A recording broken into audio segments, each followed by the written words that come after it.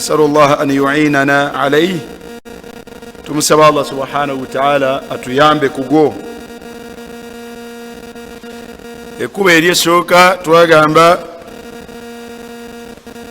bw'oba oyagala obulamu obwo obweyagaza ku nsi ne ku nkomerero, mwana wattu oteekwa kubeera nga tuhaqiqu al iman billah, oteekeddwa okubeera nga obeeramu abo abakkiriza Allah subhanahu wa ta'ala mu bwennyini bw'okumukkiriza.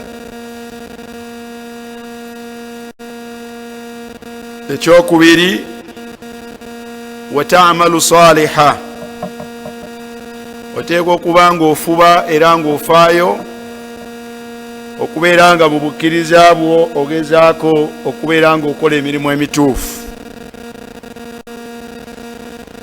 Thalithan, ekyokusatu mu ngeri ey'enjawulo, okwekwata n'okuyimirizaawo esswala mu bwennyini bw'okugiyimirizaawo, okwekwata n'okwenywereza ku swala mu bwennyini bw'okugiyimirizaawo. Ekyokuna, alhirsu kulla alhirs, okufuba ne sekufuba yenna ku kusoma n'okutegeera n'okukolera ku kitabo kya Allah al-Qur'an. Okusoma n'okutegeera n'okufuba okubeera ng'okolera ku kitabo kya Allah subhanahu wa ta'ala al-Qur'an. Namba 5 gye twagala okutunulirako olwaleero bagiyita dhikrullah, okubeera omuyitirivu w'okutendereza Allah subhanahu wa ta'ala n'okumujjukira. Qala rahmatullahi alayhi, yagamba nti arrabi', ensonga ey'okuna, dhikrullahi ta'ala, omuntu okubeera omuyitirivu w'okujjukira n'okutendereza Allah subhanahu wa ta'ala. Ekyo nno ekyakimuleetesa mu nsonga ze twogerako lyetteeka ow'ekitiibwa Allah subhanahu wa ta'ala lyatulambikira mu suratu ar-Ra'd. Allah yagamba nti alladhina amanu wa tatma'innu qulubuhum bi dhikrillah, naga nti ala bi dhikrillahi tatma'innu alqulub. Suratu ar-Ra'd aya ya 28. Olabanga mu aya eyo Allah subhanahu wa ta'ala yogera ku nsonga bbiri. Yagamba nti alladhina amanu, abantu abo abakkiriza Allah subhanahu wa ta'ala mu bwennyini bw'okumukkiriza. Alladhina amanu, abantu abakkiriza Allah subhanahu wa ta'ala mu bwennyini bw'okumukkiriza, nga nakyo kye twasookerako. N'agamba nti ala wa tatma'innu qulubuhum bi dhikrillah, ate n'obasanga ng'emitima gyabwe tebalina stress, tebalina bunkenke, wabula balina obutebenkevu, bawangaala mu nsi nga batebenkevu, bawangaala mu nsi nga batebenkevu. Nas'alullaha an yaj'alana minhum. Saba Allah subhanahu wa ta'ala abeere nga atuteeka mu bo. Alladhina amanu wa tatma'innu qulubuhum bi dhikrillah, emitima gyabwe gitebenkera na kujjukira Allah subhanahu wa ta'ala. Ala bi dhikrillahi tatma'innu alqulub. Ddala nno mu bintu ebitebenkeza omuntu n'afuna emirembe, omuntu buli wataba na stress, obulamu bwe bubeera nga bwesiimisa. So nga ate ekyo tekikoma ku nsi, wabula omuntu oyo ajja kubeera mu abo abanesiima mu kabbuli zaabwe, ate era nga ne ku lunaku lw'enkomerero ajja kubeera mu abo abeesiimye.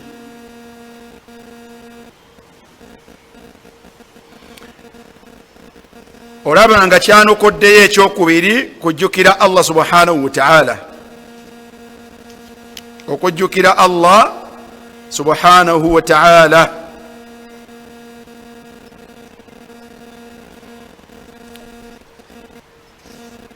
Ekigambo ekyo okujjukira Allah subhanahu wa ta'ala kiwandiikibbwako ebitabo bingi olw'obukulu bwakyo. Mu bitabo ebyo mwe muli ekitabo kino ekiyitibwa kitaabu al-adhikari, bakiyita al-adhikaru min kalaami sayyidi al-abrar.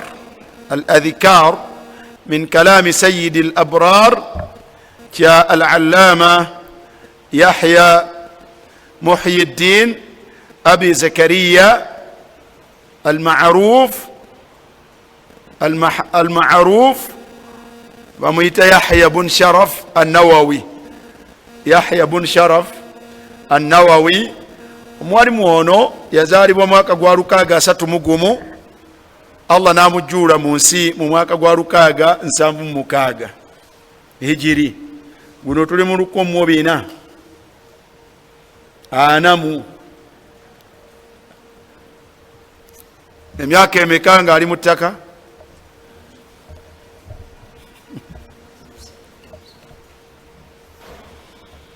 Kitegeeza nti mwalimu muki waddako.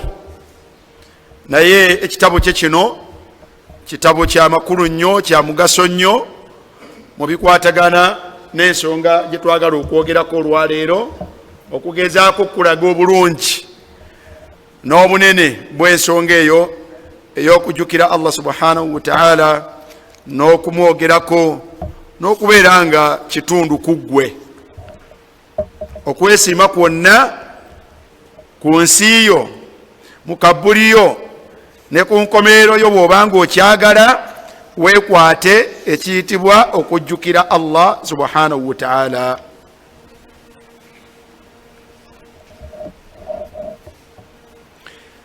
Naye bwe twogera ku dhikirullah tuba tutegeeza ki? Bwe twogera ku dhikirullah tuba tutegeeza ki?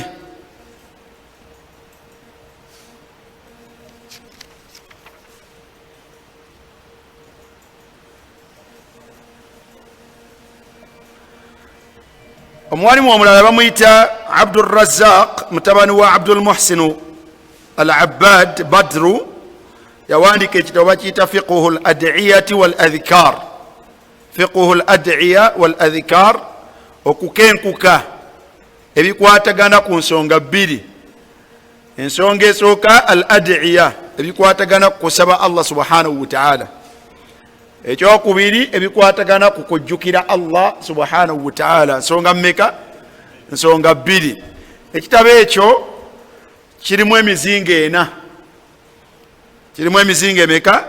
Kirimu emizingo 4, naye nga edition yesembyeyo ku kyo ekuŋŋaanya wakati w'emizingo egyo mizingo 2, nesookera kubeera nti omuzingo buli gumu gulimu 2 kati guno gulimu al-qismu al-awwal wa thani. Guno gulimu al-qismu al-awwal wa thani. Kale nno nsonga nnene mwezo zetugwana okubeera nga mwana wattu twekwata nnyo ekigambo okutendereza Allah subhanahu wa ta'ala kyekirimu obulungi obudda gye tuli ku nsi yaffe ne enkomerero yaffe. Omwalimu ono ku peegi ey'e13 yagamba nti ahamiyatu dhikri wa fadli, obukulu bw'okutendereza Allah subhanahu wa ta'ala n'obulungi obukirimu. Naye ye bwe yatandika yagamba nti ghayru khafin ala kulli muslimin, obulungi obuli mu kisonga gye twogerako ne bw'olaba nga omuwalimu oli yagiraga mu bintu ebituusa omuntu mu kwesiima. Yaga nti tekyekweka ala kulli muslimin, ku musiraamu yenna, ahamiyatu dhikri, obukulu bw'okutendereza Allah subhanahu wa ta'ala, wa azimu faidatihi, n'obunene obw'emigaso egikirimu. Idh huwa, bwogenda okwetegereza ng'okutendereza Allah subhanahu wa ta'ala, huwa min ajalli almaqasid wa anfa'i al'amali almuqarribatu ila Allah ta'ala, yemu ku nsonga ng'omuntu agyekutteko emusembeza kumpi neyamutonda Allah subhanahu wa ta'ala. Era olw'obukulu bwa ensonga gye twogerako, waqad amara Allahu bihi fi al-Qur'ani al-Karim, Allah subhanahu wa ta'ala ensonga eno obukulu bwayo n'obulungi bwayo Allah yagitulagira. Allah yatulagira okubeera abayitirivu b'okumujjukira, abayitirivu b'okumutendereza mu Qur'an, fi mawatini kathira, mu bifo biyitirivu. Waraghaba fihi, era n'atwagazisa okubeera nga tubeera abeekwata ku nsonga eyo ey'okutendereza Allah. Wa madaha ahlahu wa athna alayhim ahsana thanai wa atyabu. Allah subhanahu wa ta'ala n'abeera nga yabasuuta olusuuto olw'ekika ekya waggulu era olulungi. Tulaba Allah bwe yatugamba mu suratu al-Ahzab aya ya 40 agambye nti olw'obulungi bwakyo obw'ekitiibwa Allah subhanahu wa ta'ala yakitulagira mu Qur'an. Jangu Abubakar.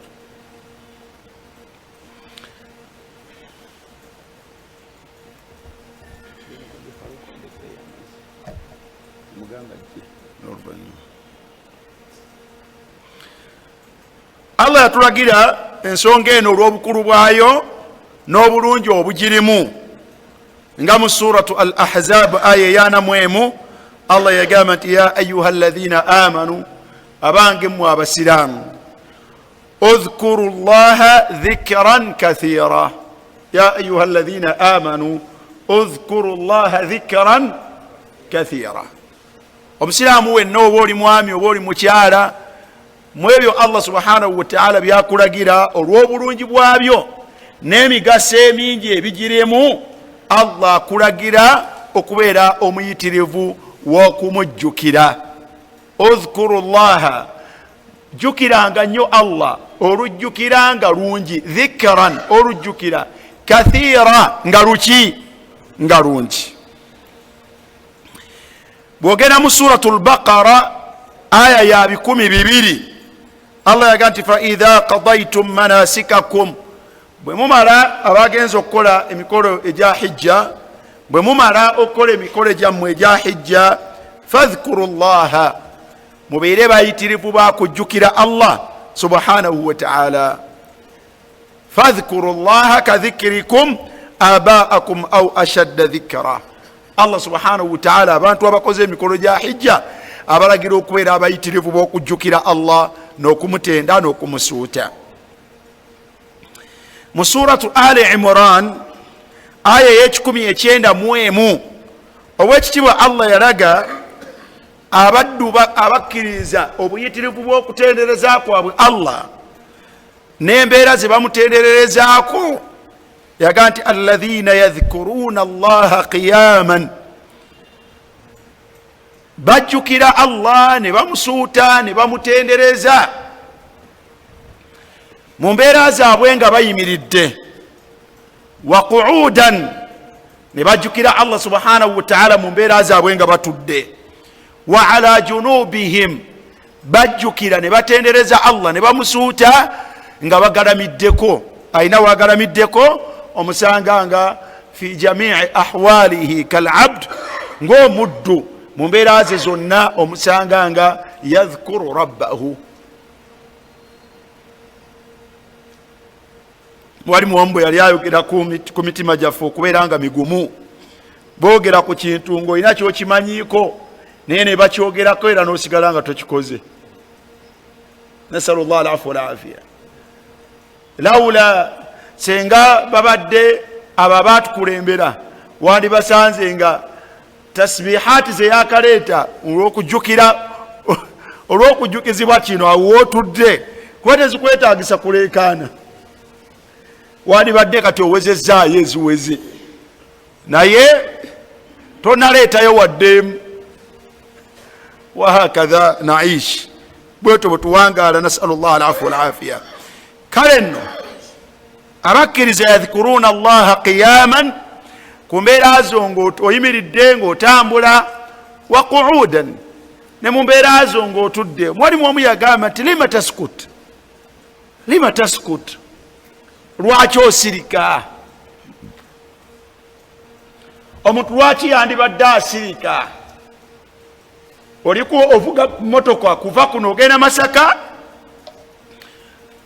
oluusi gwe dereeva, oluusi olina abantu naye tolina mboozi nabo, bo basaabaze. Lima taskut, lwaki osirika? Naye n'ovuga olugendo lwa kilometers 8 naye nga ma dhakarta rabbak, totendereza Allah subhanahu wa ta'ala.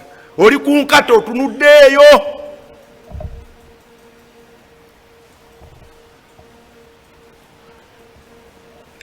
Oli ku boda boda. Lima taskut, lwaki osirika? Lwaki osirika? Lima la tadhkuru rabbak, lwaki tosuuta Allah wo otudde? Obudde obulina, toyina ma yushghiluka. Nina omuddu avuga, yali avuga Costa by then, n'olwaliro avuga Costa. Naye olunaku lumu tuba naye ne twejjukanya ku nsonga eno, nanga nti seeka empisa eyo njiyize nnyo. Empisa eyo njikoze ntya? Njiyize nnyo.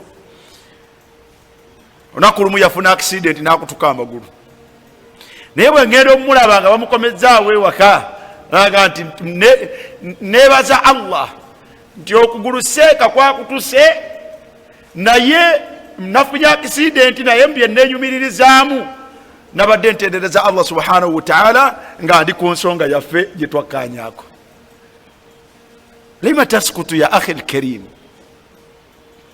Omuntu atuula mu kawofiisi kaali awo naye la yadhkur rabbahu qa'idan, atudde laysa indahu ma yushghiluhu, naye la yadhkur rabbahu,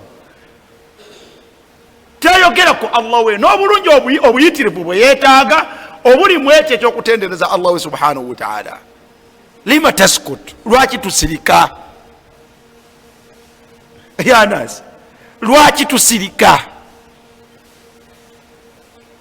Abaddu abakkiriza yadhkuruna allaha qiyaman wa qu'uda.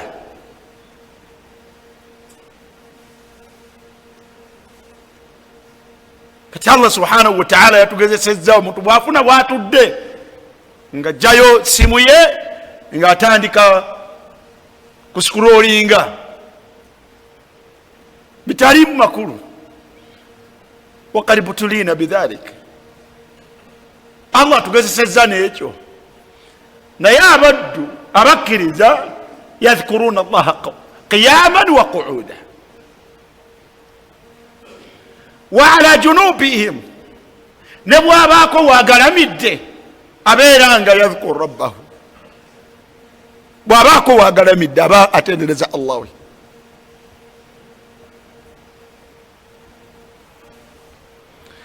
Suratu al-Ahzab, Allah alina emitendera gy'abantu be yayogerako n'alaga obulungi obunene bwagenda okubawa, naye mubaataaleka mabega. Suratu al-Ahzab aya ya 35, Allah yagati wadhakirina allaha kathira, n'abo abajjukira Allah subhanahu wa ta'ala olujjukiro olungi, nga basajja wadhakirat, abaami n'abakyala, n'alaga obulungi obunene. Yaga nti a'adda Allahu lahum maghfiratan, Allah subhanahu wa ta'ala yabateekerateekera okubasonyiwa, wa ajran azima, Allah yabateekerateekera n'empeera nene gyagenda okubawa mu kubeera nga bwe batyo ekyo kitundu ku mbeera zaabwe. فأمر تعالى في هذه الآيات بذكره بالكثرة. olabanga Allah subhanahu wa ta'ala ayat yezo nenda alaze tutajeyo, olabanga Allah yatulagira okubeera nga tumusuuta tumujjukire olujjukiro olungi. Wadhalika lishiddati hajatu labd ila dhalika, ekyo nno kyekiyiwa lwa nsonga wabula lwa buyitirivu bwa bwetaavu bwa muntu eri ensonga eyo. Allah alaba nga omuddu mwetaavu nnyo mu bintu bye yeetaaga. Omuddu mwetaavu nnyo eri okujjukira eyamutonda Allah subhanahu wa ta'ala. Waftiqarihi ilayhi a'zama al-iftiqar, obuyinike bwolina ku kigambo kujjukira Allah subhanahu wa ta'ala tebwenkanika. Era wa adam istighnaihi anhu tarfata ayn, omuddu teyandibadde nga yeeyinula, omuddu teyandibadde yeeyinula n'alekattayo n'atafaayo ku kigambo ky'okujjukira eyamutonda Allah subhanahu wa ta'ala. Olutemya lw'eriiso yaga tarfata ayn, lutemya lwa liiso. La yastaghni al-abd an dhikri llah tarfata ayn, famata ghafila al-abd an dhikri rabbihi tarfata ayn halak. Omuddu walagajjalira okujjukira eyamutonda Allah subhanahu wa ta'ala wazikiririra, wazikiririra. Wallahi ma ahlakana, teriyo kuzikirira kwe tuzikiridde kusinga kwe tuzikiriridde mu tilka lahadhat, mu biseera ebyo mwe tulagajjalidde mu kulowooza n'okufumiitiriza n'okusuuta n'okwogera ku Allah subhanahu wa ta'ala. Mata ghafila al-insanu an dhikri rabbihi adhnab, omuddu buli w'omulabanga obwongo bwe khaliya nga buvudde ku Allah we wakolera ekyonoono, wakolera ekyonoono. Wa mata dhakara rabbahu fi lahadha, omuddu buli wajjukirira Allah we yatawaqqafu an al-ma'siyah, yekomako ku bujeemu. Fahalakuna kulla al-halak, okuzikirira kwaffe kwonna kuli mubeera wetulagajjalirira kukulowooza ne kufumiitiriza ne kusuuta ne kutendereza Allah subhanahu wa ta'ala. fa ayu lahadhatin khala fiha al-abdu an dhikri llah kanat alayhi la lahu, kiseera kyonna kyobeera nga toli nakakwate ku nsonga eyo kibeera kyakabenje gy'oli era tekibeeramu bulungi budda gye buli. وكان خسرانه فيها أعظم مما ربح في غفلته عن الله. وندم على ذلك ندما شديدا عند لقاء الله يوم القيامة. omuddu yenna agenda kwejjusa olwejjusa olw'ekika ekyawaggulu olunaku omuddu lwatisinkana yamutonda Allah subhanahu wa ta'ala nga yejjusa akaseera ke yalagajjaliramu.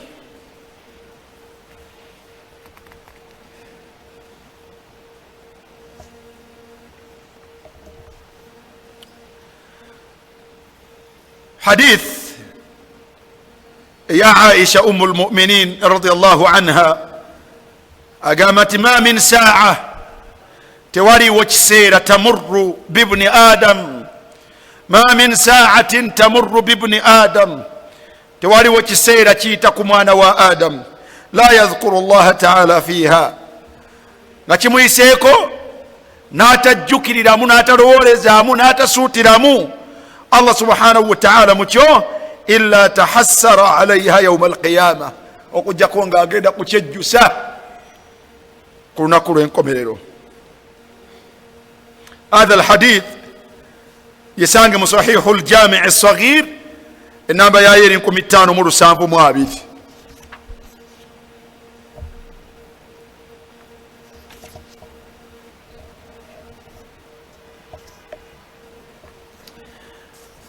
oba tulagajjala kutendereza Allah subhanahu wa ta'ala oba tuba tukola ki?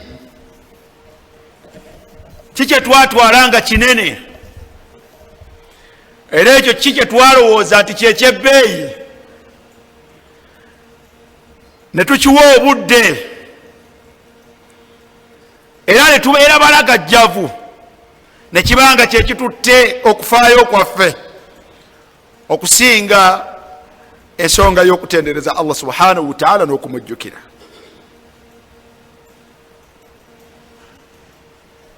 انظروا إلى هذا الحديث، حديث يا أبو الدرداء رضي الله عنه قال تات درداء قام الله سيمكو يويه أقامت قال رسول الله صلى الله عليه وسلم يقام بقوا الله كساسر من بجبيركو يه يقامت ألا أنبئكم أبان قموا يا بسلام batumwe ala unabbiukum mbabireko mbabulireko kikyayagala otubulira khayri khalqillah yagati bi khayri a'malikum ala unabbiukum bi khayri a'malikum Allahu almusta'an. Mukole emirimu mutawaana mumenyeka naye mbabulira omulimu ogusinga emirimu gyammwe obulungi.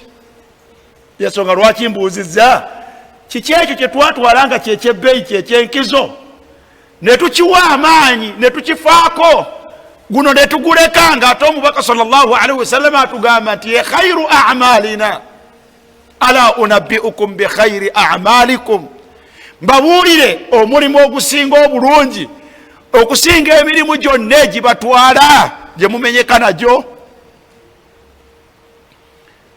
Teyakoma gutenda kubeera khairul a'mal yagamba nti wa azkaha inda malikikum gwe kusinga okubeera ogw'ebbeeyi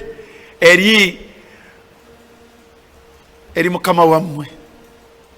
Wa azkaha inda malikikum wa arfaiha fi darajatikum teriyo gwa bbeeyi arfa gusinga kubeera gwa mutindo gwa waggulu gusinga kubeera gwa bbeeyi. Wa arfaiha fi darajatikum mu madaala mukubafuula ab'ebbeeyi mukubasitula mu maaso ga Allah subhanahu wa ta'ala ne mubeera babbeeyi. Wa arfaiha fi darajatikum amaanyi mugatadde muki yaga nti wa khairin lakum bwana wattu gusinga min infaqi dhahabi walwaraq gusinga omuntu okubeera omuyitirivu omujjumbize ow'okubeera nti muyitirivu wakusaddaaka dhaabu ne feeza gwe mutalina mwe mumanyi busente. wabula khairin lakum min infaqi dhahabi walfidda gwe gusinga omuntu okubeera omuyitirivu w'okusaddaaka kabeere nga asaddaaka bifaaragana bitya. wa hatha laysa bi'ajab ekyo tekyewuunyisa.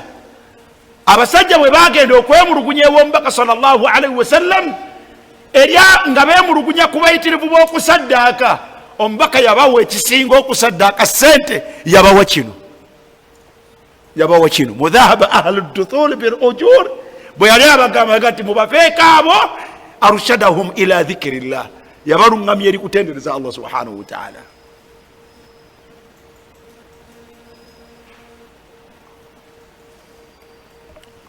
nasalullah al-afwa wal-afiya. n'otulaba n'otusaasira lasna min ahli duthur tetuli mu abo Allah bawadde byanfuna balina bugagga.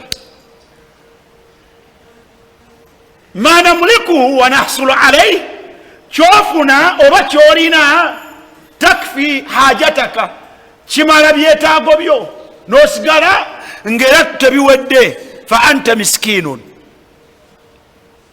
oli mbanaku. kati toli bali mubali abagamba nti wayatasaddaquna bifuduli amwalihim bali abasaddaaka ku ekyo ekiba kisigaddewo oluvannyuma lw'okumala ebyetaago byabwe. gwe kyofuna ofuna kikumala n'okumala tekikumala. kati toyina fuduli lmal, toyina kifikawo, wabula ebbanga lyonna oli mu deficit miskinu. kati lasna min almutasaddiqin, tetuli mu abo ba infaqi dhahabi walfidda walwaraq, kubanga tetulina. ate wala tajiduna min adhakirin, ate nembatendereza Allah ekisinga kiri era tetulimu.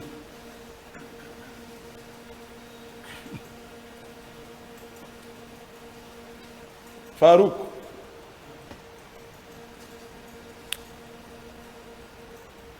wa khairin lakum min infaqi dhahabi walwariqi. kino kyagala tubuulirako.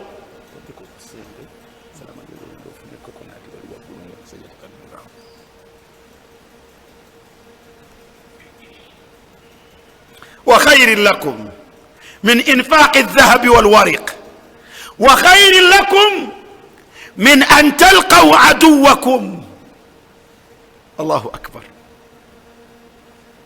senga twabimanya era kiyakulembeza gati ala unabbiukum, babuulireko mbabbireko. yagamba nti kyekisinga n'okubeera ekirungi min an talqaw aduwakum, okusinkana omulabe w'obusiraamu mu battlefield, fatadribu a'naqahum wa yadribu a'naqakum, ne muyisiŋŋanya ebyokulwanyisa, ne mutema be mutemye, nabo ne batema be batemye. yufaddilu hadha min hadha. mbaka alaga kino, wa anna lana biljihad, anna lana biljihad eririddawa.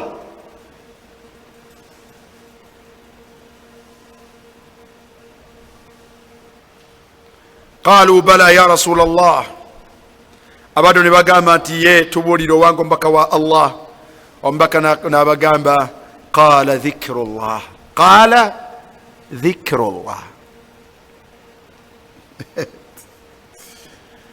allahu akbar. omubaka n'agamba nti okujjukira Allah. uzkur rabbak, tendereza Allahu, jukira Allahu, fumiitiriza ku Allahu. jabbeeyi gyoli, saadatuka yebbeeyi yo kwe kuyitamu okwo ku nsi ne ku nkomerero. kunu min adh-dhakirina Allaha kathira.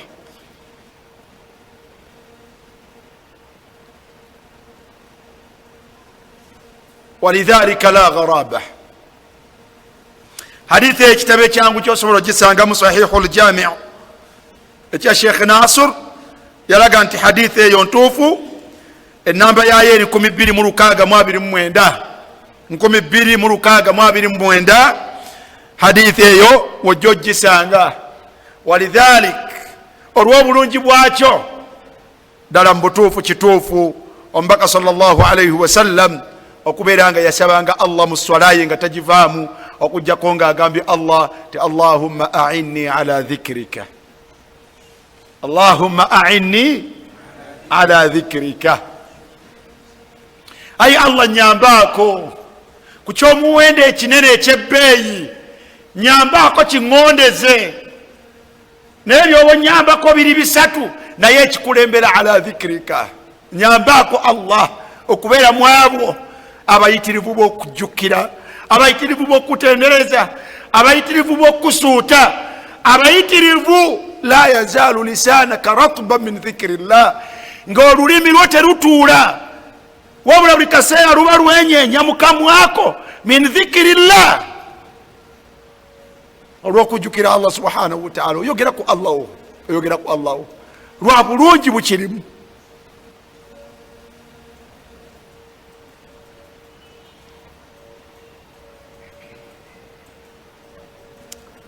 tataajab, onoonya byosoma ku dhikiri ne byoleka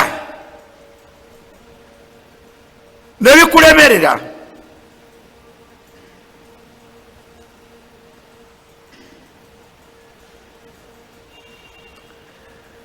hadithi رضي الله عنه عن النبي صلى الله عليه وسلم أنه قال يا قامت سبق المفردون سبق المفردون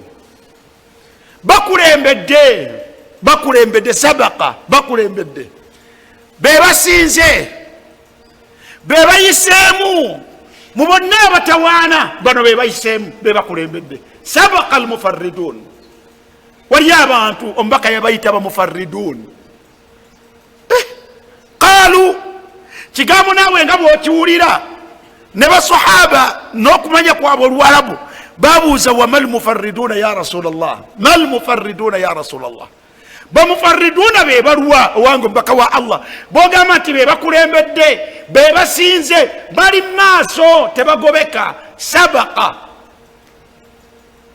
qaal omubaka naga nti adhakiruna allaha kathira wadhakirat abakulembedde abatavuganyizika abatenkanika adhakirina allaha kathira wadhakirat abaami abayitirivu okutendereza allah subhanahu wataala n'abakyala abayitirivu okutendereza allah subhanahu wataala tebagobeka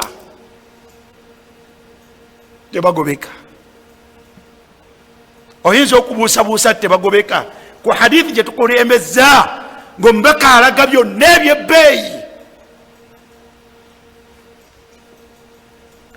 ng'abiraga kubo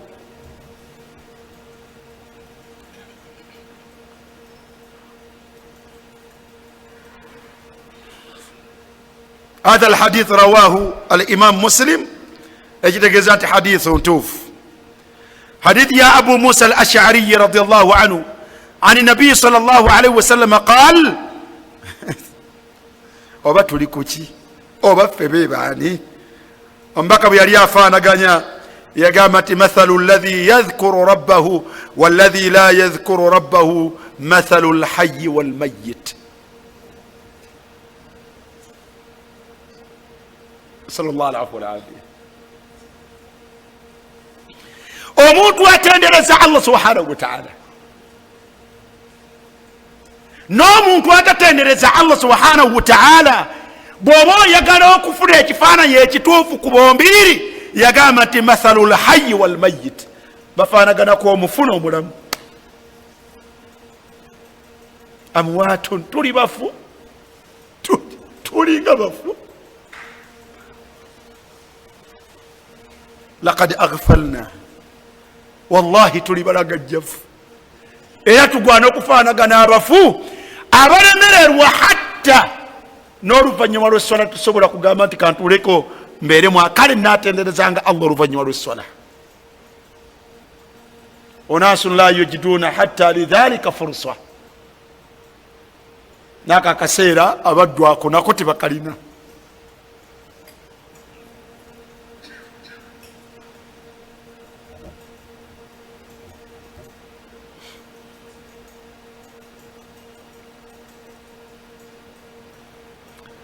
الله المستعان ومعلم كافاقانت ولعلي أذكر لك أخي المسلم هنا فائدة واحدة من فوائد الذكر مما ذكره ابن القيم رحمه الله على أن أستكمل لك بعض هذه الفوائد بعد إن شاء الله مع وصيتي لك باقتناء الكتاب المذكور والانتفاع به فهو حقا كتاب عظيم النفع كبير الفائد فمن فوائد الذكر أنه يطرد الشيطان ويقمعه ويكسره فقال بانك الشيطان يتويق الشيطان يقول ايه شيطان يتويق ما ترك لنا مجالا tetulekeddeewo ngeri yonna okujjako ng'etweŋŋangiddemu era ddala nga fiilan nga bwe yagamba nti thumma la atiyannahum min bayni aidihim nja kubeŋŋanga nga mbayita mu maaso gaabwe ddala mu butuufu buli we tutunula mu maaso shaitaani weeri wa min khalfihim n'emabega gye tuva kyetukozeeyo nkoko baana wa an aymanihim shaitani kuskudyo jeyetu vayo wa an shamailihim ne kukono.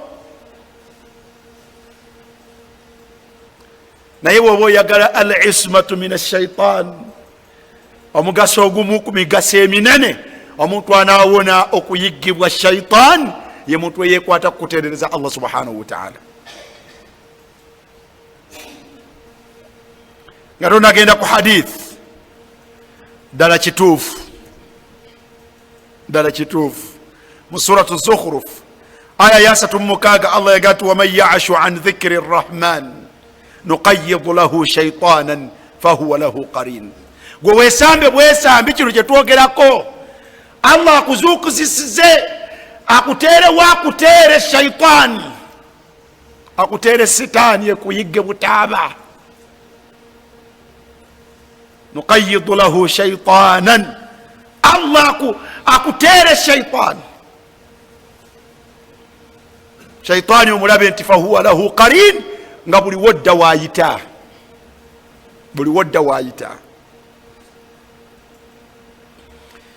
Allah yalaga nti anaawona shaitani gweneesamba ajja kwekwata okujjukira Allah. mu suratu al-A'raf aya ya 2 Allah yaga nti inna alladhina ittaqaw abantu abatya Allah subhanahu wa ta'ala idha massahum ta'ifun min ash-shaytan tadhakkaru.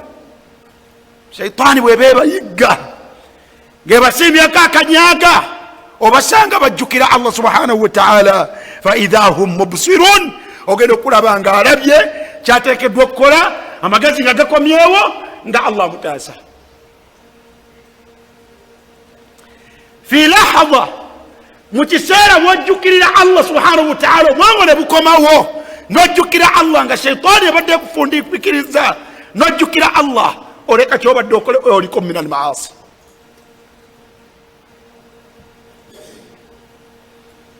omukyala yagamba omuddu wakati nga bombiriri shaha webayita ebyasusse ono obwetaavu bumutwala nono obwetaavu bumutwala. falamma tamakkana minha bwe yamala okubeera nga ali mu mbeera esobola okubeera nga amukozesa yamugamba ati naye okakasa ne Allah tatulaba kakasa tuli safe ne Allah tatulaba. nambuza ogambye otya aga nti bwoba okakasa nti Allah atulaba la tafukka al-khatam illa bihaqqiha tonkozesa okujjako nga onkozesa mu butuufu.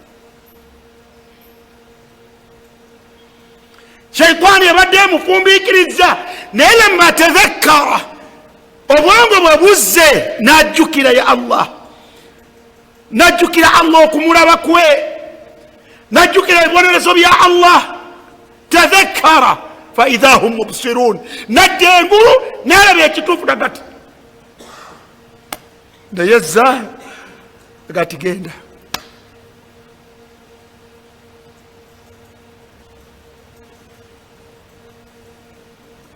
al-abd mata madda yadahu omuddu bwakugolola omukono gwe nakugolola ku seefu ya mukamawe ajjemu sente min al-haram mukamawe zatamuwadde bwajjukira Allah nategeera nti Allah yamugaana sente zino sizize obubbi Allah yamugaana najjukira Allah omukono gudda yatawakkaf yekomako.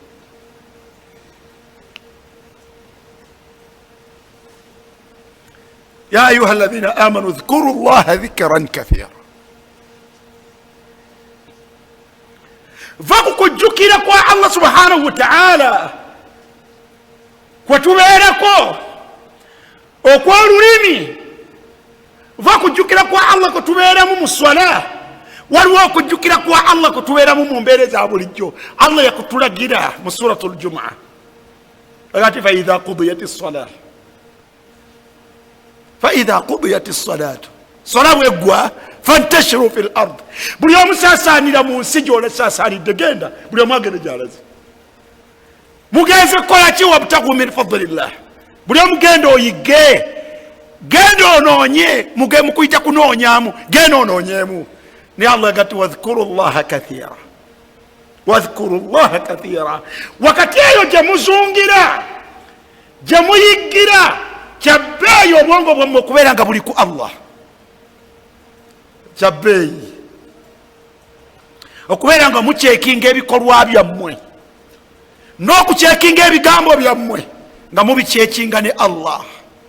Kaifa yanzuru Allah ilayya, Allah ndaba atya mu mbeera eno gyendimu. Otegeera ati Allah engeri gyakulabamu si eyo Allah gyayagala n'ogireka. Wadhkuru llaha kathira la'allakum tuflihun. Ayagala okwesiima Allah ateekwa kubanga tamuva ku birowoozo bye. Matastahiyat imra'a, omukyala lwakwatibwa ensonyi Allah we an yaraha okubeera nga amulaba mashiyatan uriyana ng'atambula bwereere. Watadhkuru iqaba rabbiha, najjukira okubonereza kwa Allah kwe yalaganyisa omukyala ayita obwereere. Tafuluma, tayinza kweyongerayo. Tarje, adda emabega n'ayambala ennyambala Allah gy'atanyigira. Amma alghafiluna anillah, amma alghafilati anillah, naye abo abateefiirayo ku Allah oba abalabye atya? Era abalabanga Allah ahwana nafirina ilayhimna, abalabanga Allah yoyo ne bw'anaakulaba anakola ki? Bebeeyongerayo nga tebafuddeeyo. N'omulaba nga olwaleero bw'atyo bwafaanaganye n'ekyo naafaanagana bw'atyo, n'akwata ewiiki, n'akwata omwezi, n'akwata omwaka. Nuqayyidu lahu shaytaana, Allah n'amuzuukusisa shaytaan, fahuwa lahu qarin, bayita bombiriri, buli kanaku amwongerayo. Yamudduunahum fil ghayy, amwongerayo mu bubuze. Eyali abikula omutwe kati abikula ntumbwe. Agenda kulaba nga n'entumbwe tekyamala n'abikula ebisambi. Agenda kulaba nga ebisambi tebikyamala n'abikula amabeere. Agenda kulaba nga amabeere bagamanyidde n'abikula ekkundi. Enkomerero yabyo n'abikula mpale. Yagala abantu balabe bwereere. Muqayyidu lahu shaytaana wa tamudduha fil ghayy, bikana kwamwongerayo.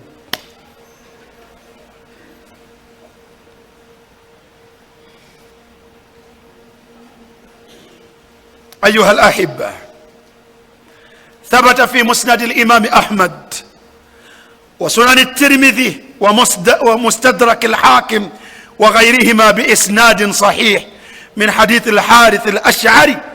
حديث يا صحابي ويتبع الحارث أفهم الأشعري عن النبي صلى الله عليه وسلم أنه قال، نبي صلى الله عليه وسلم يقام إن الله سبحانه أمر يحيى بن زكريا، الله سبحانه وتعالى يرقل النبي يحيى متبني وزكريا. الله يمغ لكم قرآني لقد يا يحيى خذ الكتاب بقوة وآتيناه الحكم صبيا. الله يمو والنبي nga chari mwana muto.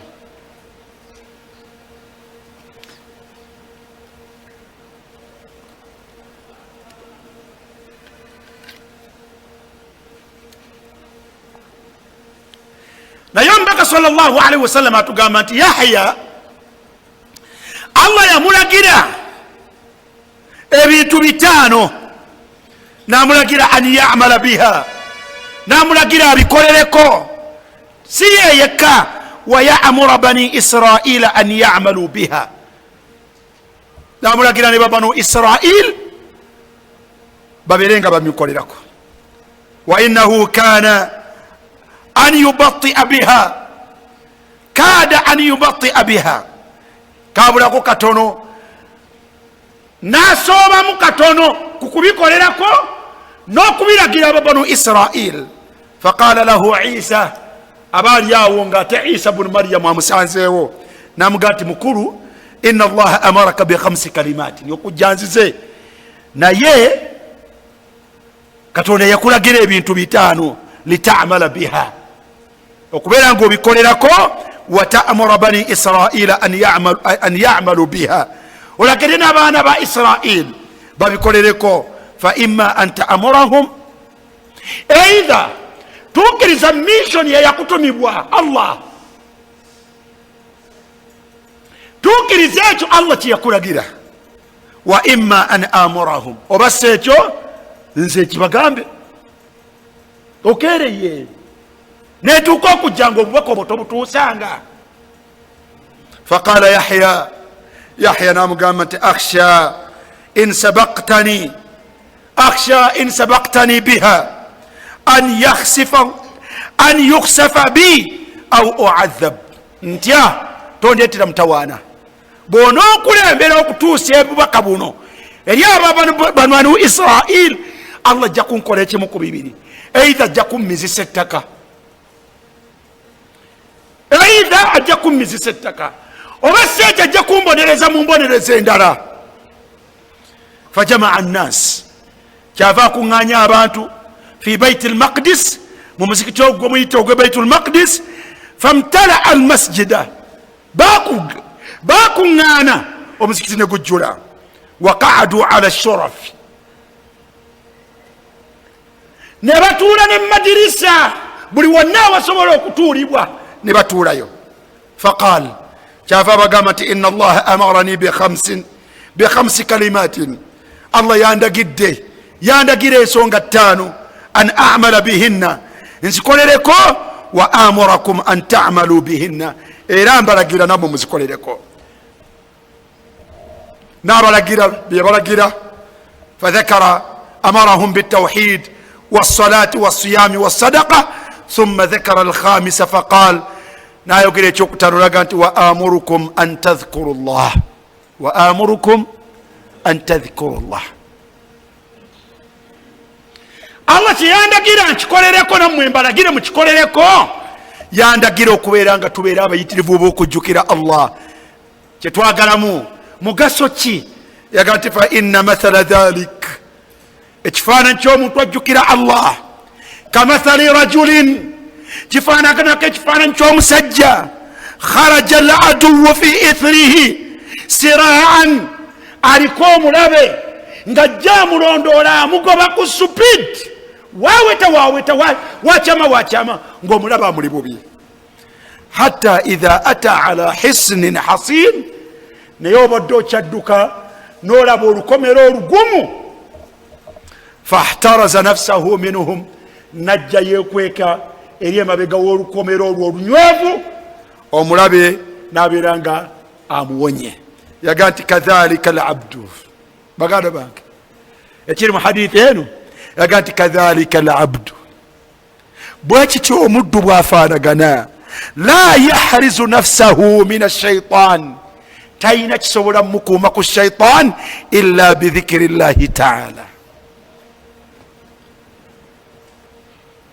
Muganda wange, zino shaitaani eziri ku mativi, zino shayatini eziri ku rediyo, shayatini eziri ku masimu, shayatini eziri mu dduuka wookolera, shayatini eziri mu makubo wetuyita, shayatini eziri mu takisi mwe mutuula, shayatini buli wakyusa eriiso, shayatini al insi wal jinn. Man yanja,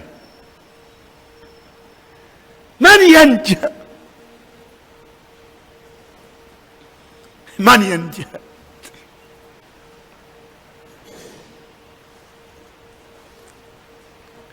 لا ينجيكم إلا ذكر الله ولا ينجينا إلا ذكر الله.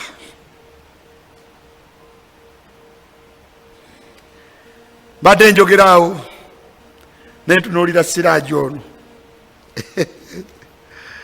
naye ye musajja mukulu, nensaasira abalenzi abato.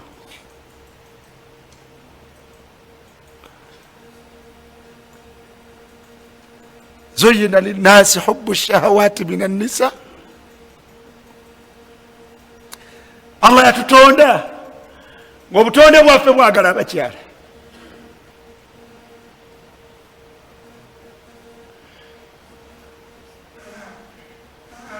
إنا جعلنا ما على الأرض زينة لها لنفتنهم فيه. Allah yawunda ensi n'agiteeka mu byagitaddemu alabe tufaanagana tutya. zuyina lana hubbu shahawati min annisa. balezi bato, Allah yatuwundira okwagala abakyala.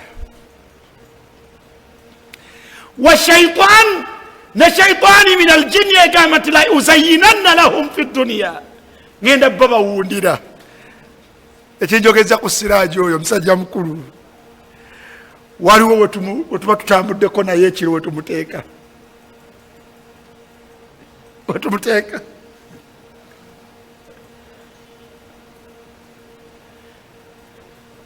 naye abaana bawala babeera bwereere awo ku lubalaza bwe bati, budde bwakiro bali bwereere, baliitiridde ani agenda okubakozesa fil haram.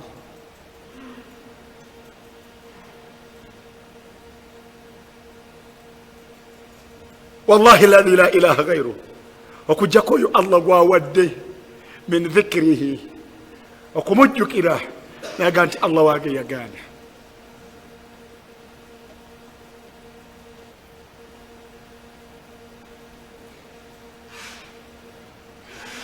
man yanja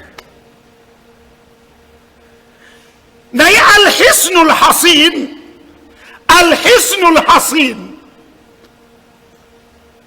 olukomero olugumu, muntu kubeera mubwongo bwe nga buli kyondi nga ajjukira Allah.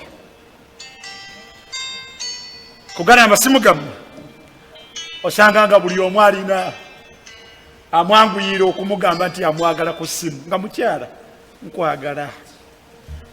osanga buli omu alina ku ssimu kuno amwanguyira omugamba nti naye seviiri.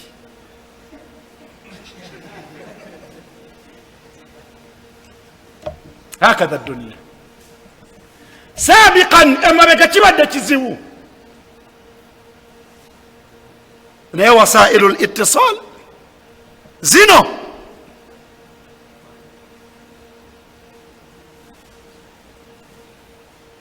man yanja.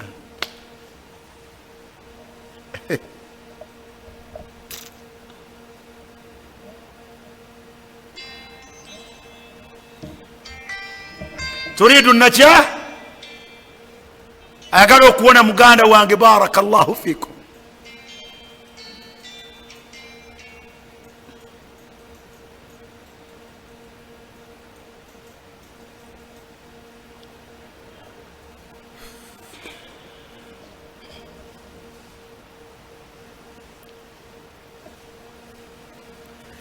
namba bbiri, ogyeko okubeera nti yenna anaawona okulaba nkanyizibwa kwa shaitaani, ng'etuyiga otusuula mu byonoono. olukomero olunywevu kubeera muyitirivu wa kujjukira Allah subhanahu wa ta'ala. famin fawaidi dhikri alazima annahu yajlubu liqalbi aldhakiri alfarha wassurura warraha. Sheikh Abdul Razak peji ya 17 yagati migaso eminene mwemuli okubeera nti okujjukira Allah subhanahu wa ta'ala kuleetera omutima gwa nannyini kutendereza Allah, gwumuleetera alfaruha, essanyu, wasurura, n'akamwenyumwenyu, warraha, n'obuweweevu bw'omutima. wayurithu alqalba assukuna wattumanina, wayurithu alqalb assukuna wattumanina, obutebenkevu. kwekuleeta aya y'omu suratu Ra'd, alladhina amanu wa tatma'innu qulubuhum bidhikri llah ala bidhikri llahi tatma'innu alqulub. wa ma'na qawlihi tatma'innu alqulub yagati yazulu ma fiha min qalaqin wattirabin. yazul mwana wattu kijja mu mutima gwo, ma fiha ebibadde mu gwo, min qalaqin obweraliikirivu, wattirab n'obutali butebenkevu. ويكون فيها بدل ذلك الأنس والفرح والراحة ألا بذكر الله تطمئن القلوب. بل سجاتو كم قال وانجي أبا ورم أبا توابا من الله بقات إن الذكرى اقتل رزع الله هو حياة القلب حقيقة wa hayatul qalb haqiqatan bwe bulamu bw'omutima obwannamaddala. wa huwa qutul qalb yemmere y'omutima wa ruh. Munange emmere yammwe ebintu byakyuka. Agambye wa qutul qalbi wa ruh, emmere y'omutima n'omwoyo kutenderezani. Omanyi omulembe gwammwe bawe emmere y'amatu n'omutima. Allah ojamwe mugiweeza na mmere ya shaitaani. faidha faqadahu labd, omuddu bw'aba tali muwajjukira Allah subhanahu wa ta'ala, swara bimanzilati ljismi idha hiila bainahu wa baina qutihi, omulibiri gunafuwa ne gufaanagana ng'ekimire kiri ekitalidde emmere. fala hayata lilqalbi haqiqatan illa bidhikri llah, tewali bulamu bwa mutima mu bwennyini bwagwo okujjako okutendereza Allah subhanahu wa ta'ala. lidhalik olw'ensonga eyo yaqulu sheikhu lislam ibn taimiya adhikiru lilqalbi, sheikhu lislam agamba nti okutendereza ku mutima gwo mithlu lmai lisamak, kifaanaganako ng'amazzi ku kyennyanja. obulamu bw'ekyennyanja kiki? mazzi. fakaifa yakunu halu samak idha faraka alma, ekyennyanja kibeera kitya nga bakijje mu mazzi? omutima gw'omuntu bwe gubeera nga tegutendereza Allah subhanahu wa ta'ala. min fawaidi dhikr, mu migaso gy'okutendereza Allah muganda wange. wa min fawaidi dhikri labdi lirabbihi annahu yurithuhu dhikra Allahi lahu. ya rabbi, olaba otya nga kabaka yakwogeddeko? ninayo musajja wange eyo Kiguli kwalidina nga Muwenda ye yayogedde, buli yenna akeera ku makya kuleetera mawulire. bulijjo kabaka mumanyiganye, era buli omu alaba nga kyaki kyabbeeyi. leero naabeere pulezidenti nga ali ku gino eminaaka negyamu kwabeera. nina musajja wange Seviiri abeera Kakiri awo, amasimu agayinza okukubirwa, abamu nga bakwozaayoza, abamu nga bazze otuuse ensonga zaabwe gyali, abamu nga baga nti bulijjo omusajja mbega.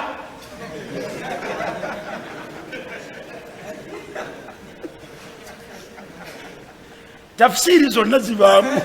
tolowooza nti bajja mu ngeri etya, bajja mu ngeri emu. buli omu abeera n'engeri gyakikola atya, gyakirabamu.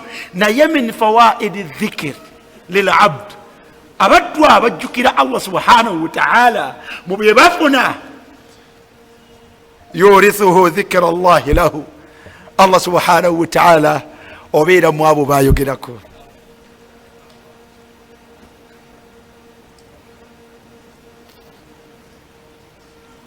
Suratul Baqara aya 152 Allah yagamba nti fadhkuruni, munjokereko muntendereze. naye kiki? adhkurukum, adhkurukum. oba gwe obeeraani? obeeraani? ti Allah yayogeddeku aksam. Allah alina wabeera nayogera, erinnya lyo neriyita mu ebyo Allah byayogerako. man anta? fahadha fadlun azim. olaba mubaka bwakakasa ekyo mu hadithi ya Abu Huraira aga nti qala Rasulullah sallallahu alaihi wasallam fima yarwi an rabbih, bino nabbi yabinyumya direct nti Allah bwati bwagambye. agamba ki? Allah yagati man dhakarani fi nafsihi dhakartuhu fi nafsi. omuntu abeerawo nga njogerako anzijukiye yennyini muye dhakartuhu fi nafsi, nange mbeerawo nga ndogooza ku muddu oyo. Allahu akbar. dhakartuhu fi nafsi.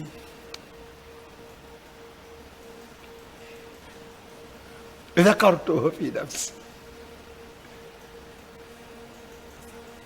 abakazi baagala kubeera mu ndowooza z'abasajja. olunaku ne luuzibanga tondowoozezaako, kitegeeza siriwo amakulu gy'oli. la tatamannawun ani ateegomba kubeera mu ebyo Allah byakola atya byabeerako.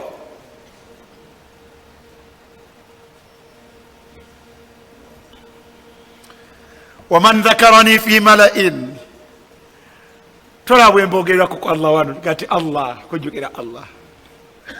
man dhakarani fi mala'in, abanjogererako awali abantu bakuŋŋaanya abantu 3 5 8 naye nga nanjogerako abange Allah waffe, abange Allah waffe nanjogerako fi mala'in. omanyi Allah kyakola, dhakartuhu fi mala'in khairin minhum, ate nze mwogererako mu lujjudde lw'ebitonde ebyebbeeyi ebisinga ku abo bayogereramu.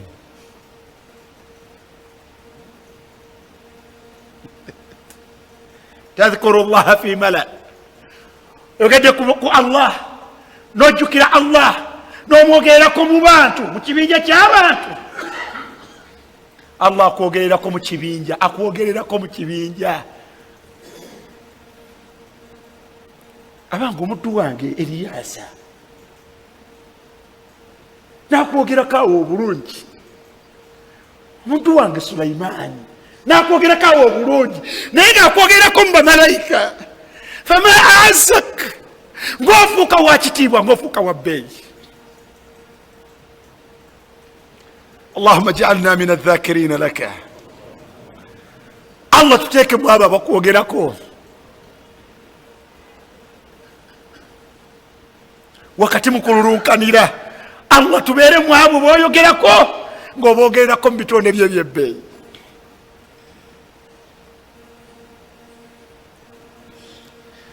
olw'obudde baganda bange, hadha alhadith hadithun sahih, gisange mu Bukhari ne Muslim. wa min fawaid adh-dhikr annahu yahuttu al-khataaya wa yudhhibuha. okwogera ku Allah subhanahu wa ta'ala, Allah akufuula ensonga n'akukunkumulako ebyonoono. alasta min almudhnibin ya ukhta ya ukhay, muganda wange toli mu abo teweekakasaako bukendeevu, toli mubajemera Allah subhanahu wa ta'ala. alladhina yadhkuruna Allah, abajjukira Allah subhanahu wa ta'ala. yahuttu al-khataaya, Allah abasangulako n'abakunkumulako ebyonoono byabwe. wayudhihibuha, n'abibajjako. wayunajji adh-dhakir min adhabi llah, Allah subhanahu wa ta'ala namutaasa ku bibonerezo bye. fafi lmusnadi an Muadh bn Jabal radiyallahu anhu qal, hadith ya Muadh bn Jabal agamba nti qala Rasulullah sallallahu alayhi wa sallam, ma amila adamiyun amalan. Muadh bn Jabal agamba nti nabbi agamba sallallahu alayhi wa sallam, ma amila adamiyun, takolangayo omwana Adamu amalan, mulimu gwonna, anja lahu min adhabillah, anja lahu, gugenda kusinga kumutaasa ku bibonezo bya Allah ebyokunsi n'ebyokunkomerero, min dhikri llahi ta'ala.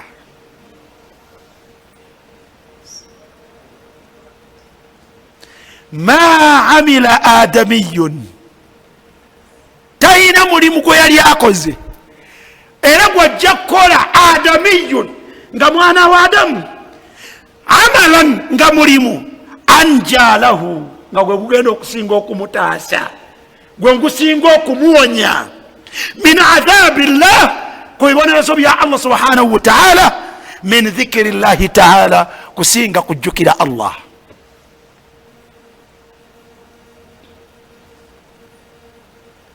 bibeere bya dunia, bibeere ebyenkomerero. yujibuni, kinsanyusa nekinewunyisa embeera ya nabiyullahi Yunus. anja lahu min adhabillah, leka kulowoleza ku byenkomerero. anja lahu min adhabillah hatta fi dunia ne munsi. fahadha nabiyullahi Yunus, tunoolya nabiyullahi Yunus abeera mu mbeera Allah gyatakkiriza, Allah namukwata namuggalira fi batni lhut. akantu ko katusobedde leero. namugalira Allah fi batni lhut, mu lubuto lw'ekyennyanja, biizzatihi wa qudratihi. abamusuddeyo teri yakakasa nti waliyo omuntu oyo agenze, ne bakwata ne bakusuula mu mayengo wakati mu nyanja. nolowozebwayo okubeera nti wawonye. n'atakoma ku ekyo, n'aleeta ekyenyanja nga kinene. bino emabega byali tebitegerekeka, naye kati bitegerekeka bulungi. ku masimu gammwe ago mulaba ag'ennyanja, naawe kokkiriza nti ddala mu lubuto lwakyo omuntu ajyamu. era tebitegerekeka. muziyita mutya?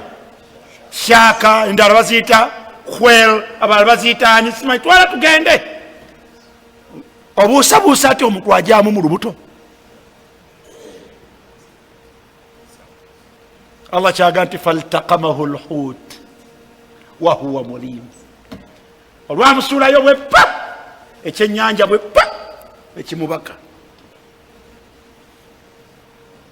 ekyewuunyisa adhabun, awagati walaula annahu kana min almusabbihin watasbih, senga teyali mu bayitirivu bakuleeta tasbih. ne tasbih min dhikri llah, kutendereza Allah.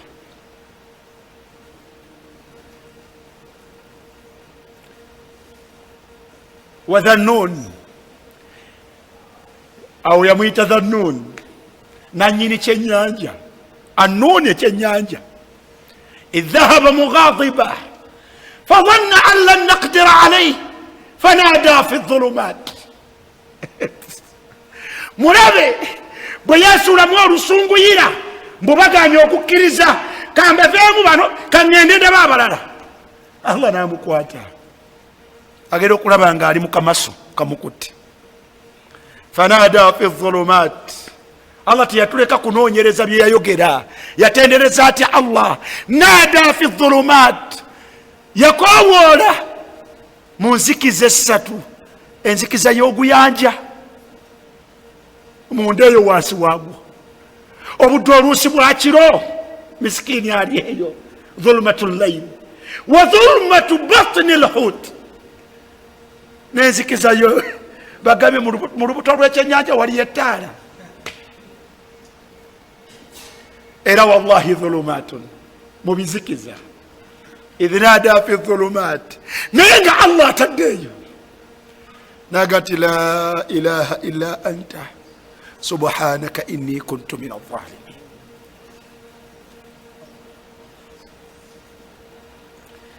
yagamba ti la ilaha illa anta, wayawukana Allah, teri yasinzibwa eno gyendi yeeyo yewantadde, naye teri yasinzibwa mu butuufu okujjako gwe. subhanak, otukuzibwa ku buli bukendeevu. subhanak, wayawukana, otukuzibwa ku buli kitende ekirimu obukendeevu. inni kuntu min adh-dhalimin, ndi mu mbeera eno olw'obulyaza amaanyi bwange.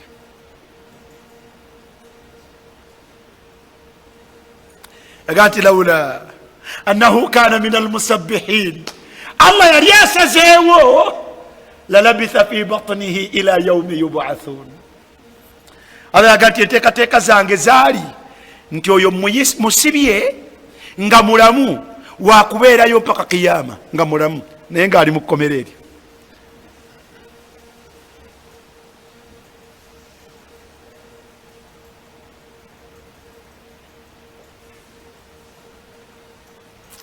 naye Allah yawulira okutendereza kwe, Allah n'amuta. edduwa eyo teyakoma ku Yunusu yekka. warubitha bil'arai wa huwa, naye kyewuunyisa Allah subhanahu wa ta'ala, wa ambatna alayhi shajaratan min yaqtin. Allah weba kyenyanja bwe kyamuwanda n'amumezezaawo omuti guyitibwa yaqtin, nga guyina ebikola nga binene, ne bimuwambaatira ne bimubikka mpaka lwanaddako olususu. aye n'amuzaayo gye yadduse. ku mulembe gwa Muhammadin sallallahu alaihi wasallam, omubaka yagamba sallallahu alaihi wasallam ti omuddu tasaba tatendereza Allah n'atendereza ya Dhannoon mu kusaba kwe okujjako nga Allah subhanahu wa ta'ala mutuukiririza kyaba asabye. La ilaha illa anta subhanaka inni kuntu min adh-dhalimin. Bannange, man dhakarani min fawaid ma amila adamiyyu amalan anja lahu min adhabillah min dhikri llahi ta'ala wa min fawaid adh-dhikr. baganda bange, السعادة كل السعادة في ذكر الله. السعادة في ذكر الله، أنه يترتب عليه من العطاء والثواب والفضل ما لا يترتب على غيره من الأعمال. الله empeera zaawa n'okusasula kwasasula n'obulungi bwawa abatendereza ba Allah tayina ibada gyaweerako bantu mpeera zifaanagana ezo.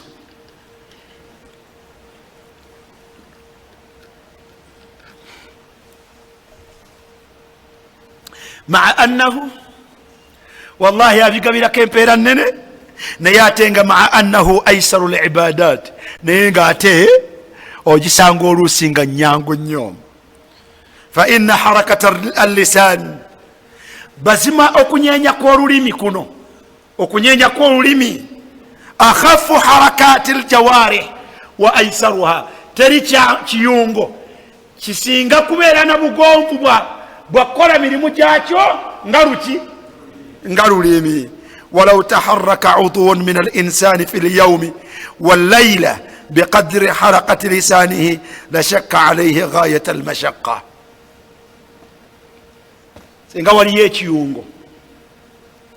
ekiyungo ekikola emirimu ekibeera bize ng'olulimi, ekiyungo ekyo singa kyakulemerera dda.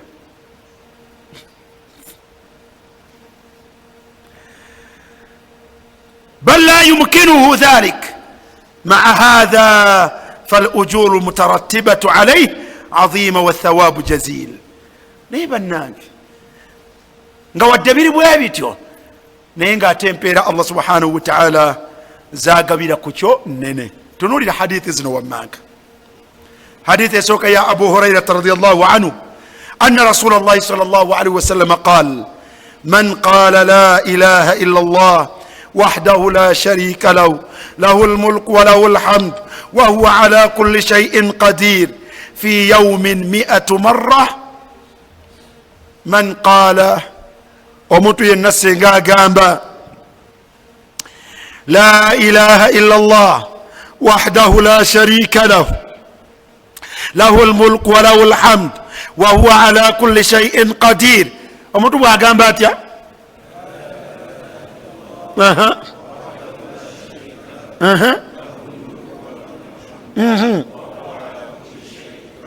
damu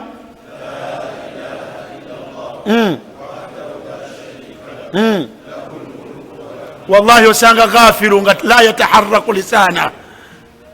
damu wahdahu la sharika la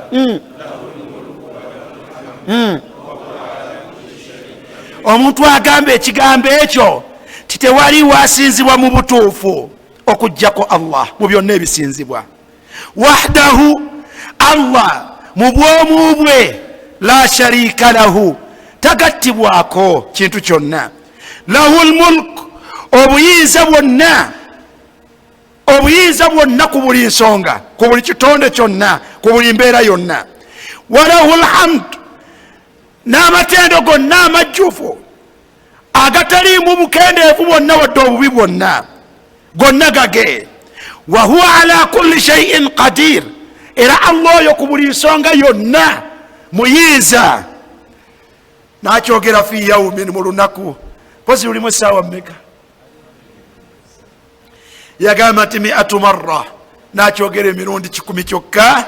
kanat lahu adla 10 riqabin, Allah muwe empeereza okutaabaddu 10. okutaabaddu 10. otendereza Bilal, otendereza Abubakari okubeera nga yanunula Bilal. lwaki tonunula Bilaali 10 buli kanaku?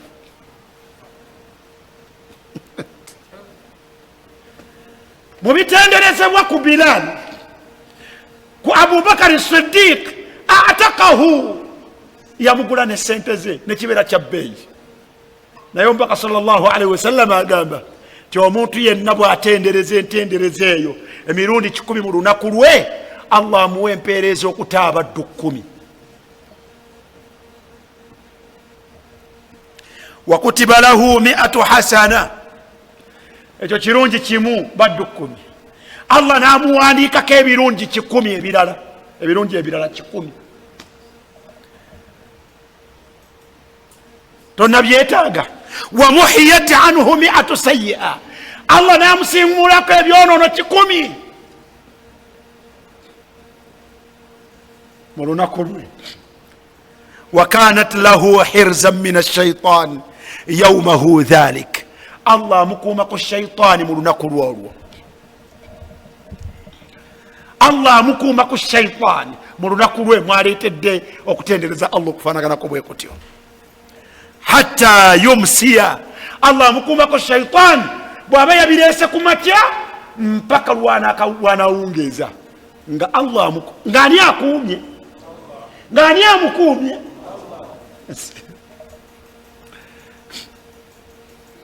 Oyagala kuvuganya bulungi?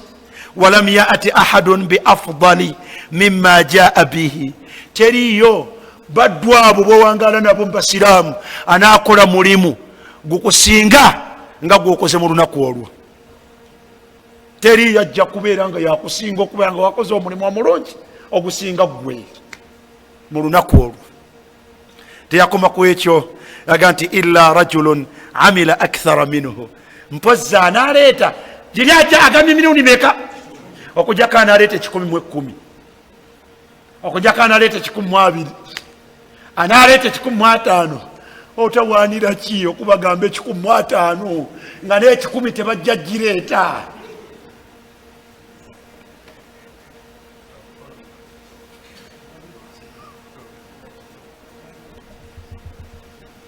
Wallahi abantu yajazun, balemererwa okuleeta zikiri eno ku sabaha ku subuhi emirundi 10 ne ku magaribi emirundi 10, balemererwa. Ate obagamba 10. La ilaha illa Allah wahdahu la sharika lah, lahul mulku wa lahul hamd wa huwa ala kulli shay'in qadir. 10 mu lunaku, naye waliyo 10 ku makya ne wabeerayo 10 olweggulo. Wallahi abaddu tebagireeta.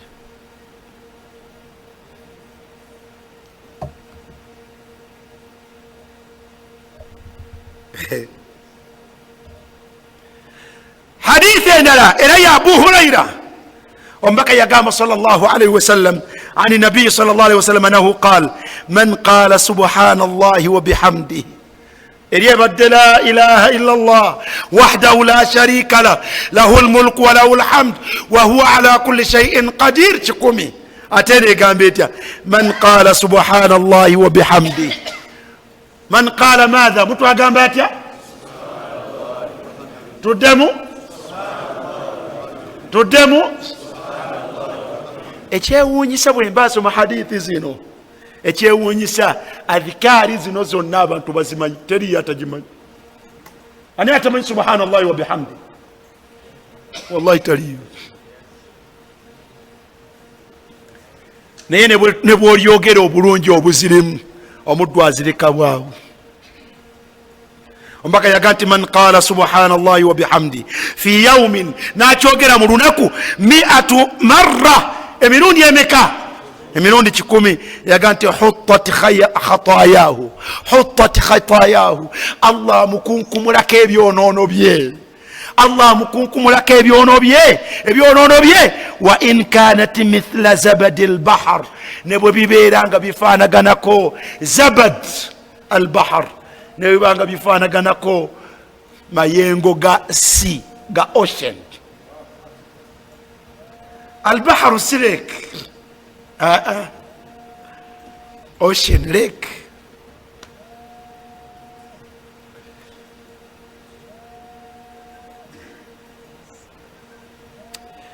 Bwe wasoma hadithi zino ojja kutegeera okakase nti lan yuadhibana Allah ajja kutubonereza yauma alqiyama wahuwa ghairu zalimin lana, nga tatulyazamanyiza.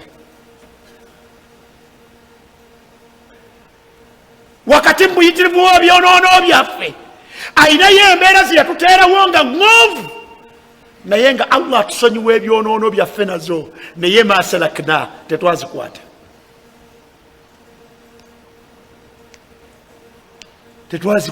tuzirekawo.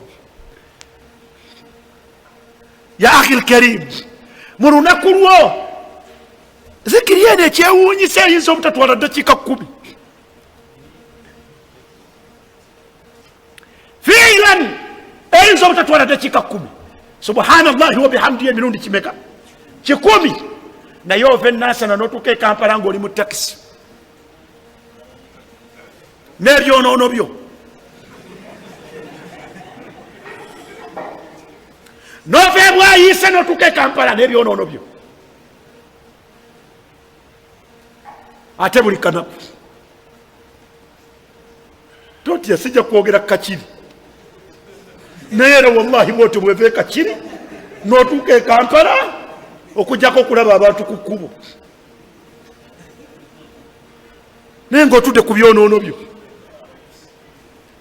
naye ng'okwesipayaringirayo eddakiika 5 ku 7 olete zikiri eno Allah akusanguleko ebyonoono byo nga biyadik kiri mukono gwo.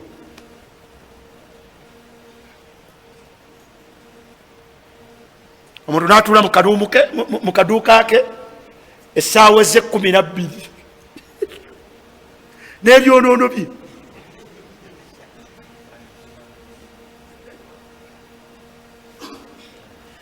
omuntu n'avuga ogutakisi n'aguvuga okuva e Kampala mpaka kyotera mutukula n'agoonono ge, talinaamu mu budde bwe kufissaamu budde bwa ddakiika 7 kutendereza Allah na dhikiri eno emirundi 10. obwekitiibwa Allah amusonyiwe buli kanaku ebyonoono ebyenkanakana obungi bwe bityo. alasna min alghafilin, tetuli mbalagajjavu.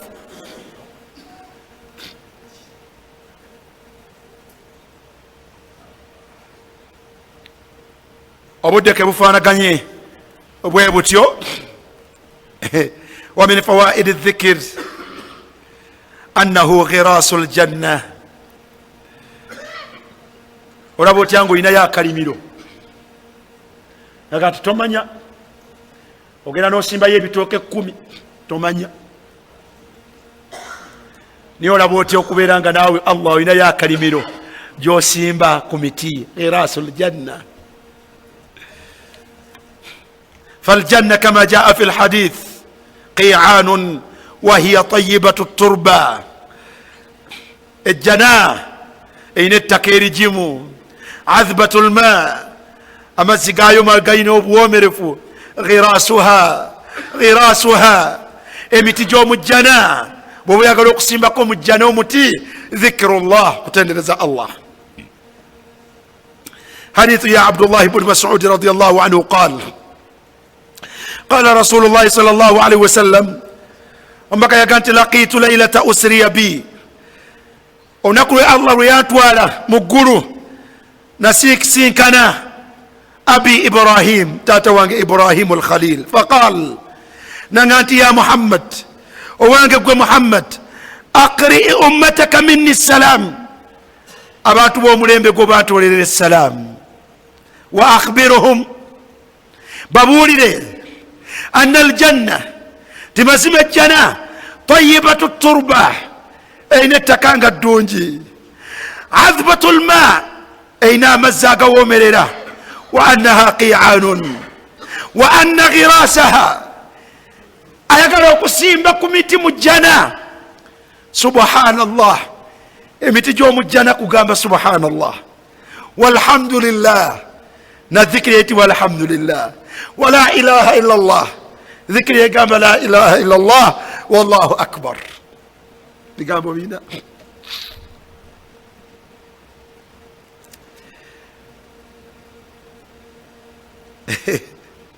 فقال له إبراهيم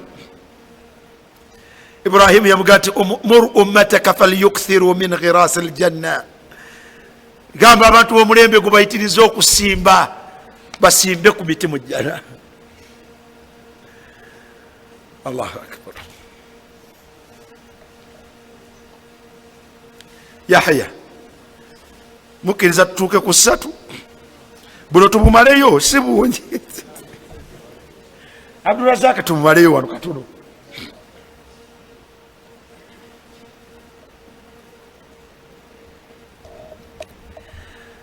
Hadithi ya Abi Az-Zubair ngajija ku Jabir radiyallahu anhu an an-nabi sallallahu alayhi wasallam qala man qala subhanallahi wa bihamdihi.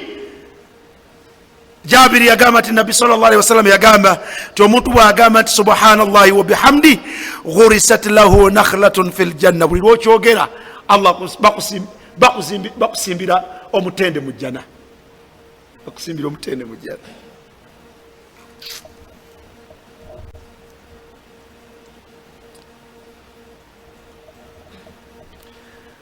Wa min fawaid adh-dhikr, eyo yakumeka yakusatu, faida yakusatu eyo, kale mwebale.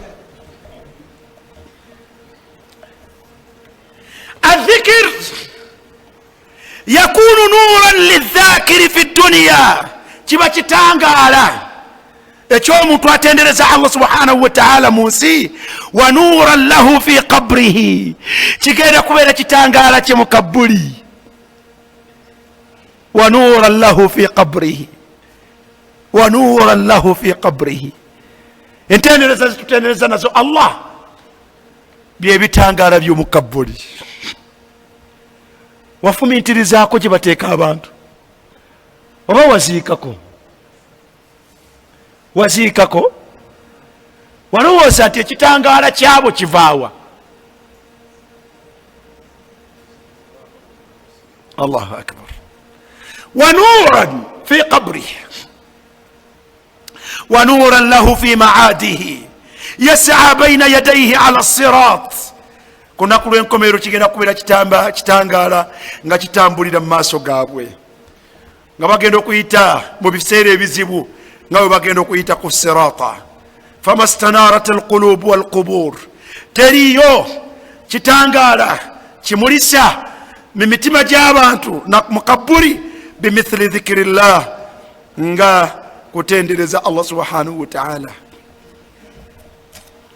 Allah yagamba mu suratu al-An'am aya ya 12 yagati awaman kana maitan, awaman kana maita, abafoye yalinga alinga omufu, fa ahyainahu, Allah namuwa obulamu, waja'alna lahu nuran, namuwa ekitangala yamshi bihi fi nnas, kyatambulanga kimulisiza mu bantu, kama mathaluhu fi dhulumat, afaanaganako n'oyo ali mu kitangala ekyobubuze, laisa bikharijin minha, kyatagenda kuvaako, kyatagenda kuvaawo kutukawo nakyo. Yagamba rahmatullahi alayhi falawwalu huwa almu'min, asooka ye mukkiriza, istanara bil imani billah, oyo yemulisiza n'okukkiriza Allah, wa mahabbatihi, n'okwagala Allah, wa ma'rifatihi, n'okumanya kwe Allah, wa dhikrihi, wa dhikrihi, wa dhikrihi, n'okubeera nti olubeerera atendereza Allah, ajjukira Allah, omutima gwe tegwawukana na Allah. Wal akhar, ate owokubiri ali mu kizikiza, huwa alghafili anillah, huwa alghafilu anillah, bebalagajjafu ku Allah, almu'ridu an dhikrihi, abeesuulirayo gwa naggamba kukujjukira n'okutendereza n'okufumintiriza ku Allah, wa mahabbatihi, n'okwagala Allah. Wa sha'nu kullu sha'ni, bannanga obulungi bwonna, wal falah, n'okwesiima kulla al falah fi nnuuri, kuli mu kitangala, wa shifaa wa shaqa, n'obwakiwaji, kulla shaqaa'i, obwakiwaji obusinga okubeera obubi, fi fawatihi. Walihadha, n'olwensonga eyo, kana nabiyu sallallahu alayhi wasallam, nabi sallallahu alayhi wasallam kana yukthiru yayitirizanga nnyo min suali llahi tabaraka wa taala ng'asaba Allah ng'akimusaba an yaj'alahu fi kulli dharratihi adh-dhahira wal-batina wa an yaj'alahu muhitan bihi fi jami'i jihatihi wa an yaj'ala dhatahu wa jumlatahu nura. Faqad akhraja Muslim حديث يا مسلم حديث عبد الله بن عباس رضي الله عنهما نغاتبول يوكسبق النبي صلى الله عليه وسلم يكيرو كان في دعائه يسبق النبي ناقنت اللهم اجعل في قلبي نورا اللهم اجعل في قلبي نورا أي الله تيكم كفوة تيانغو ممتما قوانغي تتانغالا وفي بصري نورا ناما سوغانغي تيكم وتتانغالا وفي سمع نورا ناما توغانغا تيكم وتتانغالا وعن يميني نورا كديو وانغا تيكا يتتانغالا وعن يساري نورا كديو وانغا تيكا يتتانغالا وفوقي نورا وقلون تيكا يتتانغالا وتحتي نورا نوانسي وانغا تيكا يتتانغالا وأمامي نورا الله ما سوغانغا تيكا يتتانغالا وخلفي نورا نما بيغا وانغا تيكا يتتانغالا وعظم لي نورا الله مبيت تانغالي تشدني.